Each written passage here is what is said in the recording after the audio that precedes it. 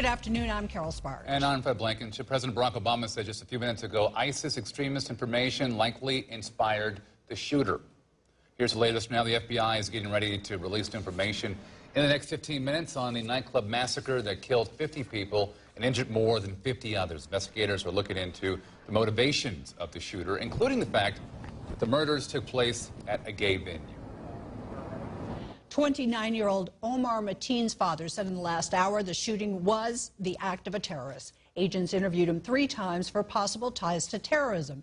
Investigators say after the shooting began Sunday, Mateen called 911 to pledge his allegiance to ISIS. Authorities now say they've identified all but one of the 50 people killed. In the last 10 minutes, the hospital said 5 survivors are in grave condition. We have live Team 2 coverage from the scene in Orlando and at the growing vigil in Atlanta. And we begin with Channel 2 anchor Craig Lucy live in Orlando, where investigators have now identified almost all of the victims. Craig? Carol, such an unbelievably tragic day here. This is still a very active crime scene, and it is a very large crime scene. I'll step out of the way where you can see where federal, local authorities have been gathered since this unfolded at 2 a.m. Over there you can see where they have all of the yellow tape. Just behind this white building right here is where the Pulse nightclub is. We were at the hospital earlier where they were wanting people to get in. Security is very tight there, and new information is coming in by the minute on the deadliest mass shooting in U.S. history. Today, authorities are beginning the next step in healing after the deadliest mass shooting in U.S. history. They removed all the bodies from the nightclub overnight. Investigators say they only have one victim left to positively identify, and then they will notify the families. Right now, it's time to grieve for each family member that either lost a loved one or still has somebody in a hospital injured. Mothers were heartbroken as they learned their sons are among the dead. Today, authorities released new insight into the horrifying moments. They say 29-year-old Omar Mateen arrived at the club armed with an AR-15 type assault rifle, a handgun, and an unknown number of rounds of ammunition, well organized and well prepared. They say he fired relentlessly, 20 rounds, 40, then 50 more. He shot at police and then took hostages.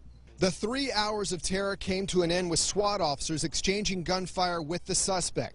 His father had these words for the victims' families. Today, authorities in Orlando say the city will heal. And you can see, looking live right here, Florida State Highway Patrol troopers have been talking with family members who are actually showing up here at the scene. Just moments ago, we saw a woman who was carrying a lot of flowers. They escorted her back to where we are, and then suddenly, moments later, she started sprinting back toward the Pulse nightclub. Moments ago, we also interviewed a close friend of a victim who's currently at the hospital just down the street.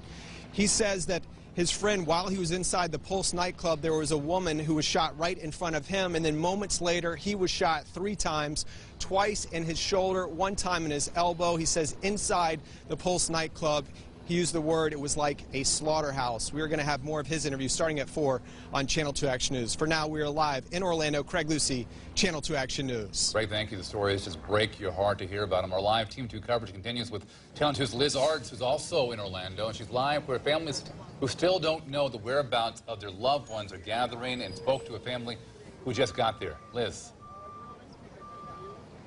Fred, for the past 2 hours, we have been watching families come and go. It is heartbreaking. They walk in through the door behind that black SUV, and oftentimes they come out sobbing. When they enter that building, they still don't know if their loved one is dead or alive.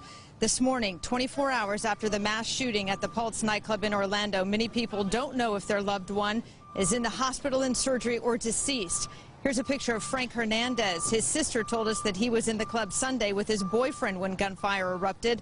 The two ran. According to Hernandez's sister, his boyfriend made it out with a gunshot wound to the arm. Frank has not been seen since. Sister Jalissa Leal had just arrived from Louisiana with her mom when we caught up with her outside of the senior center.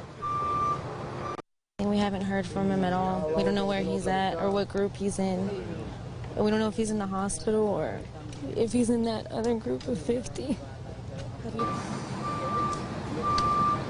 She told us that the last time she saw her brother was at her graduation just a couple of weeks ago. She talked to us about that last conversation that they had together. Of course, putting that part of her interview together for 4 o'clock on Channel 2 Action News. Live in Orlando, Liz Arts, Channel 2 Action News.